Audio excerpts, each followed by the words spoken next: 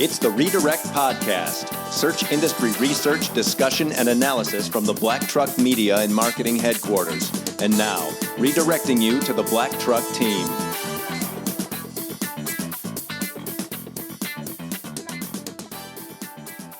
Welcome to episode 69 of the Redirect Podcast. It's Monday, June 10th, 2019. I'm Jason Dodge, founder of Black Truck Media and Marketing, joined this week by Patrick and Lauren from the Black Truck team. Hey, gang. What's going on? How's it going? Happy to be here. Do we remember this whole podcast thing? We'll get it figured out. Just going to roll with it. Yeah, so it's been a busy couple of months here this spring, and we're excited to get back to our regularly scheduled recording of the Redirect Podcast. I guess per usual, the world of search is constantly changing and shifting, as we've seen in time between our last episode and now. A lot has changed yet again. We have seen the finalization of some major UI changes to Google's homepage as it relates to and impacts those in the travel and tourism space. So we're going to talk about that and some of the most recent changes to another major core algorithm update that rolled out. So we'll kind of follow along, talk about what this means, who it might impact, what you should be on the lookout for or run to the hills for. So I would say let's go ahead and kick this episode off with the elephant in the room, which is the June 2019 core algorithm update, because it is so fresh. For those of you, if you haven't noticed at all, but Google what should we say, pre-announced a core algorithm update? Like a soft rollout sort of thing? Yeah, which I don't know as if in the history of search they've ever done that. Yeah. I mean, they notified us, they kind of made that push years ago about the whole mobile first deal, but and then SSL, right, secure. But this is the first time they've ever said, "Hey, we're gonna do a major core." Yeah, their usual is we did a thing, not we're going to do a thing. Correct. Right. Or even did something change? Yeah. Oh yeah, that's right, it did. Yeah. So it's kind of interesting. I guess nobody really knew anything about it, and I think people are still left wondering. This is very, very fresh as of this recording. So I think that was June 3rd, so like a week ago. Yeah. And I don't know how much you guys have dug into it. Of course, like first week of the month for us, truth be told, we're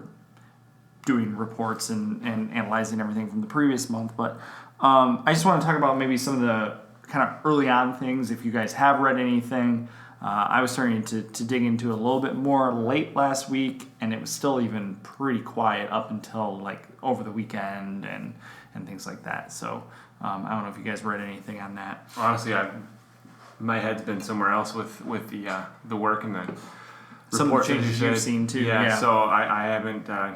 I'm anxious to hear what that's all about.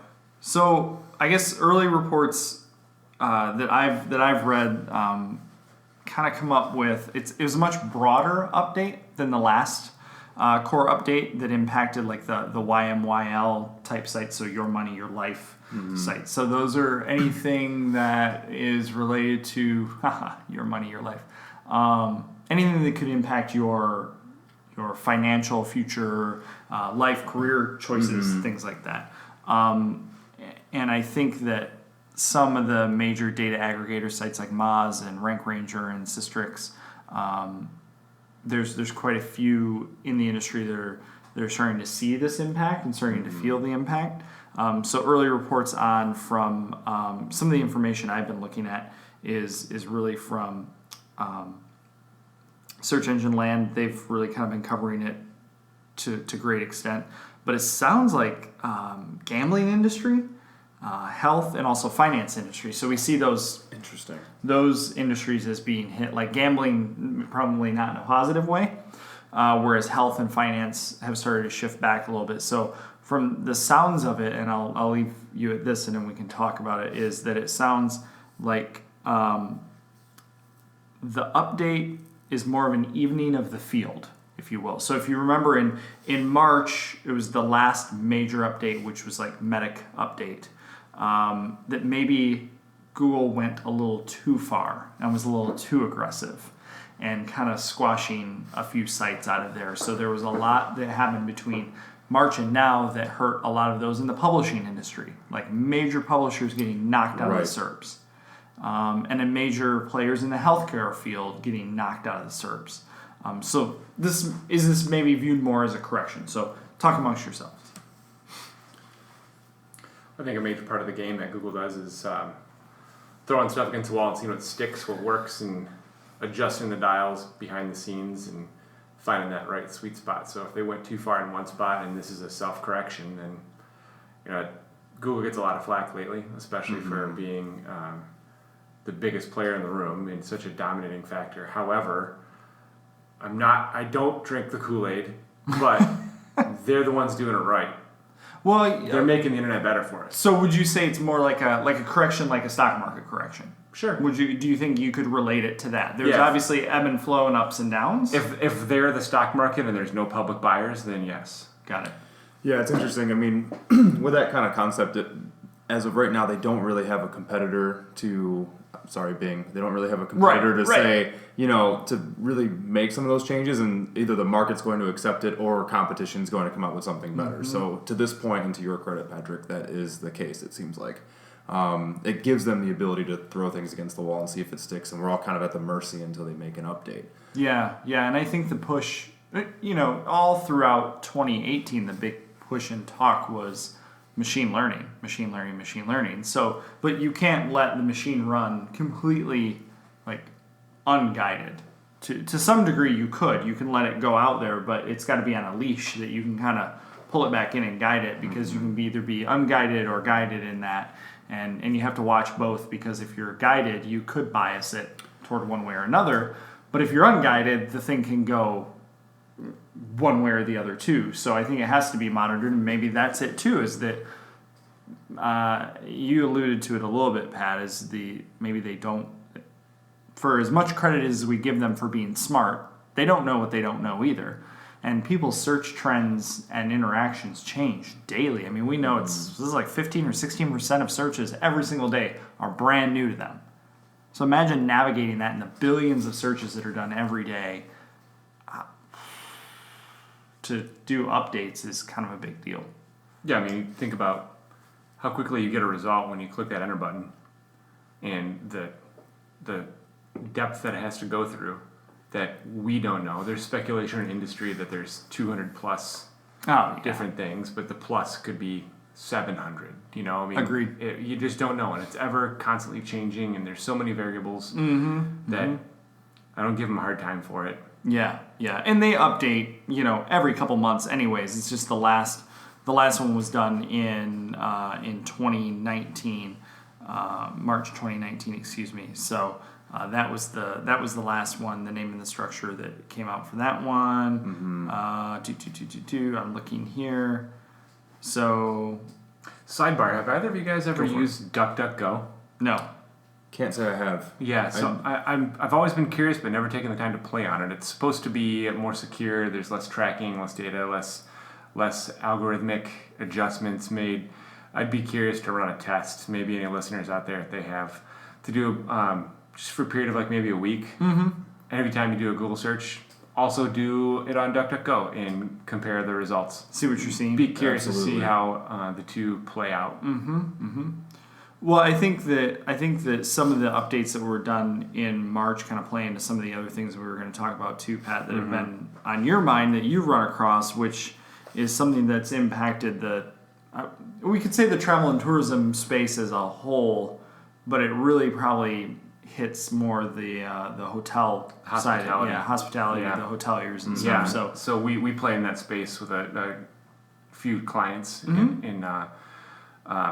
on the paid side and the organic side, and recently we had a client that we do some organic work for, so the on-page, not at a local front, but just strictly on the on-page stuff, come back and question some of our options that we did, and just were they were just looking to be educated on why we did the things. They were great. They were good questions. If anything, it probably pushed us down another layer of detail. Yeah, so now we came out smarter on it too, and we stick with our thoughts, our original actions on it, but looking down what was going on here. They were seeing steep decreases in certain sections of their website, which was based around hotels. And they had a couple of things on their own side that I'm not going to go into that caused some of that too. However, over on the Google side, there was a lot of different play going into space. So, little backstory here. Almost a year ago, Google bought a travel software company called ITA. I didn't dig into what ITA was or who they were beforehand, but it was specifically to compete with the likes of Kayak Orbitz, Hotwire, and those type of big players. What was it? When did they do that? Was that last year? No, about a decade ago. Oh, geez. So Okay, yeah, sorry. they did this 10 years ago, and they've been working slowly over time to try to make it into their own thing. Their first foray into travel was Flights, Google Flights. Yeah. We've all played on that one. And then there was Google Trips came out in 2016. And then rolling out over the last 6, almost 12 months is their hotel booking site, the hotel side. They've really started making some different changes on that. So back in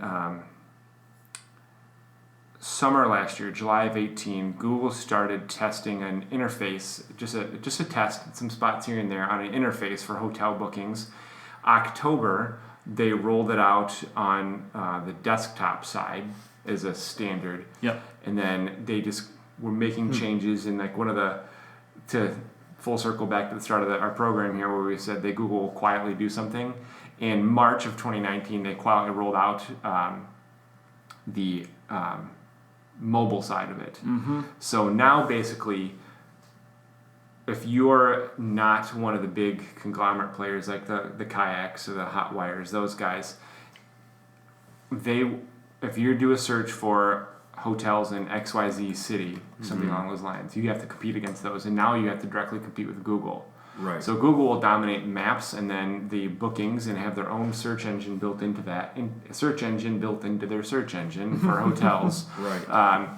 And then you've got to then go after or past the paid ads, and then you've got to go past all the big box guys, which makes it more and more difficult for those other players to not be in there. However, what I'm seeing is if you're making your listing look more natural, you're going to get better organic click-through results.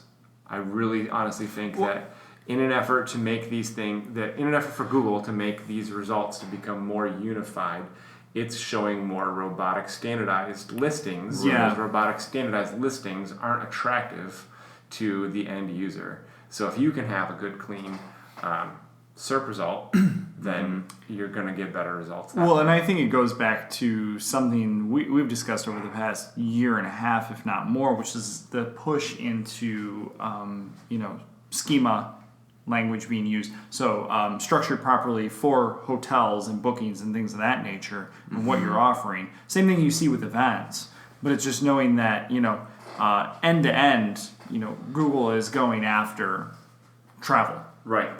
Period. Travel, tourism, hotels, whatever. These big changes. It goes back to a few years ago. I think it was either a Search Love or MozCon. I can't remember. Pat, you might have been with us too.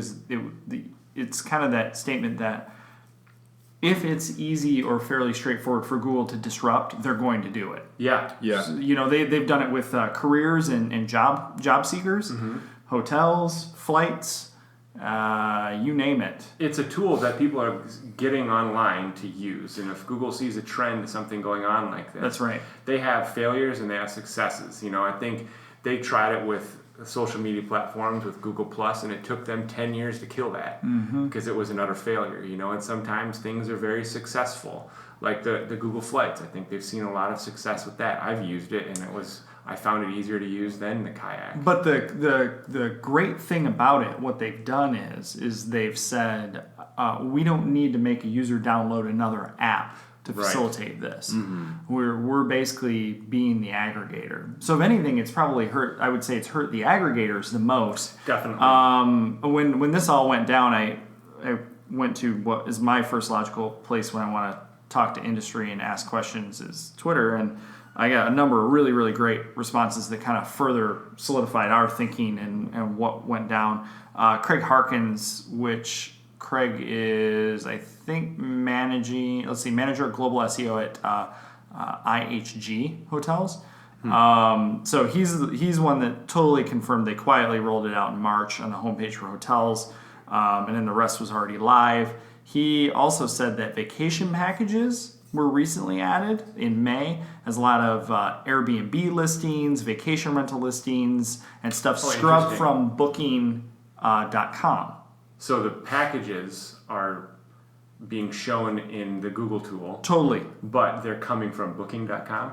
That's like possibly. I mean, if you go and do a search for, to your point, so in my case, what I'm looking at my screen right now is hotels in Las Vegas. Obviously, your first 4 listings are ads, and then you get the hotel user experience, and I think you get something similar in a mobile side too. But you get filters based on guest favorites, budget options, luxury stays, deals, or for tonight, so in demand, high intent. And if you do just a view 400 hotels, it totally takes you to the super in-depth travel, and in there is a packages option. So it's not right on the UI of the homepage, but it's on that next step, next layer, And I mean, they have the data, so they're going to display it. So in the end, who's going to get hurt by this the most? Those big players, the aggregators. I think you're right. Aggregator sites, for sure. And I think it's good. This actually, maybe I am drinking the Kool-Aid. I think the little guys are the ones that could end up coming out and shining on this one. If they've got their local sites set up properly and they've got good SEO on-page stuff, their titles are clean, their descriptions are clean. It's feeding data in properly. It's going to look more attractive to the end user because half your crowd is going to like those tools and half the crowd is going to say, I don't like these widgets. And they're going to look for the one that looks the most human. Well, and over time, Google had to build trust with the user, which is why I think they rolled that mobile experience out first. They've got to build trust in the user that, hey, you can book, air quotes, book through us, when the reality is you're not booking with Google. It's a handoff. Yeah, good point. It's a handoff. So I'm with you. I think that the local franchises, if you will, or even the majors, the Mandalay Bays of the world and stuff like that, it's at the local level that's going to win out. It's the Trivagos, TripAdvisors, and things like that are going to probably lose a significant amount in the market share. Right. But this is the same thing we've seen with publishers in the news side of it too. Yeah. So, those guys, those big guys are the ones that the little guys were competing with anyways. And so if they're going to duke it out and they're going to have less market share, that chops things up more for the little person to get their hands on. Yep. So some interesting things going on, and things could get, even more. It's always in flux. Yeah. And it just happened in March, so it's still settling down. Yeah, in the case of when you're dealing, I think if you are in the tourism space, if you are a travel, I can't even think, like a travel agent, this could hurt your business at a local level.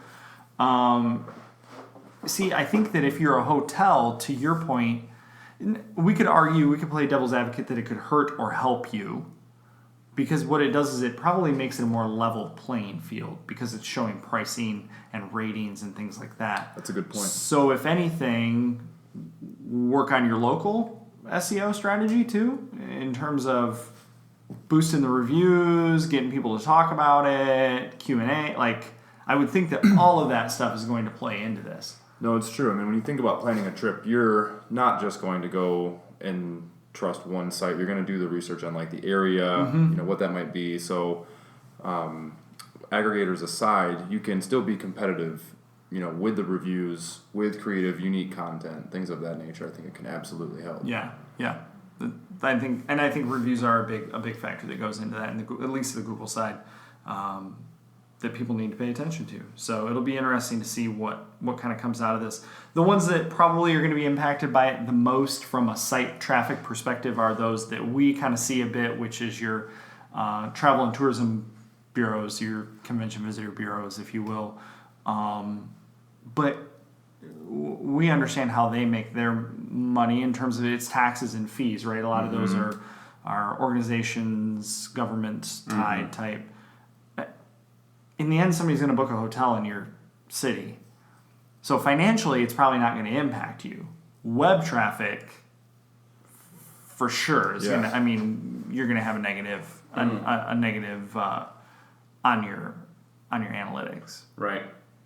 And I think that there's not enough education and enough discussion around this topic yet to help people navigate that. So I guess hopefully we're starting. There's another thing that this isn't search related, but it's technology related that is affecting these local players is the tax revenue that they get from a hotel room booking is not coming in because of things like Airbnb. So as Airbnb becomes more popular and listings for that shows up, the hoteliers are not getting tax revenue. The city's not getting any tax revenue. So like CVBs aren't getting any revenue from these rooms. I've just read recently that entire blocks in, I think it was New Orleans, have been bought out by developers 100% to be Airbnbs. Really? So now you've got also. Yeah, so you got a whole entire block that is, chopped up houses for hotel, like overnight stays, whatever. That those are circumnavigating all the city taxes and the revenues that go towards the city for that way. And pretty soon they're going to have to deal with it, especially with these major changes. If Google's saying, at least we have sources that say they're going to be pulling that data in, because up to this point you're not seeing, at least I have not witnessed where, at least at great detail, Airbnb or VRBO or HomeAway types have been indexed, meaning those individual listings are indexed. Right, you go to like a category page or something. Correct. Like that Yes. Yeah. So there's lawsuits out there. They're fighting. Airbnb is in the courts actively trying to keep themselves protected, and the cities are pushing back to try to collect that revenue. Which, I mean, I don't blame the municipality for. Agreed. I mean, it's you're going to generate revenue. You kind of got to pay to play a little right. bit. So, and I think this is just going to rip the Band-Aid off of it. If this information starts to get, if Airbnb and VRBO stuff starts to get indexed in the same light that hotels are, meaning it's offered as an option. Yeah. That's a game changer for those people as well as hotels and bed and breakfast and everything. So it's going to get interesting. Cool. Anybody? Anything else? Closing remarks? I think that covers a lot of it. Yeah. All right. Cool. Yeah. So major changes happening. I think that the dust it's way too early to know on this. In fact, probably by the time we publish this, maybe we'll have some more updates. Absolutely. We can touch on it in our next. Yes, our next especially podcast. on the travel side. Spring break was already done, so the people researching travel was already completed. So we're not going to see. Maybe that was strategic in Google's part when they rolled it out. Post spring break travel research. So as we move into the holiday season of the holiday travels, so it could see some major disruptions. Real quick have we seen it? I know we've seen it over the past year. We've seen it impact paid search. We've seen it impact paid search in that regard of again, Google keeping people in Google product, meaning you may still see some of the impression share that you did last year, but the action may or may not be going down based on device type and search type and things like that. So if you are in that industry, do anything related to it, and are also running paid ads, you want to be conscious of these changes too, because this doesn't just impact your organic. Right. Fair point. It's an omni-channel world we live in, so keep tabs on it. Cool. Awesome. Good info. We'll get back on this on a regular schedule. So on behalf of everybody at Black Truck and producing this podcast, I appreciate everybody's patience, and I'm looking forward to recording more. And we'll we'll keep it coming. Thanks to our sponsors, too. Where are those sponsors? Yeah, sponsors. We need a beer sponsor. Right. That's what we need. So, all right, cool. Well, until next time, good luck. This has been the Redirect Podcast. Check out the show notes at blacktruckmedia.com and add us on iTunes and Stitcher.